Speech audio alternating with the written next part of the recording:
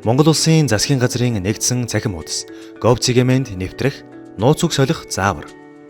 gov.cgmend сайт руу орох үед нэвтрэх хэсэг харагдах ба тус хэсэгт өөрийн бүртгэлтэй имэйл, нууц үгийг оруулж нэвтрэнэ. Энэ үед OTP буюу нэг удаагийн нууц үг оруулах хэсэг гарч ирэх бөгөөд таны бүртгэлтэй имэйл хаягт QR код очсон байна. Тус кодыг та өөрийн гар утсан дээрээ Authenticator гэх аппликейшнийг суулгасан байх ба нэвтрэх шаардлагагүйгээр уншуулж гарч ирэх 6 оронтой кодыг оруулснаар нэвтрэх боломжтой.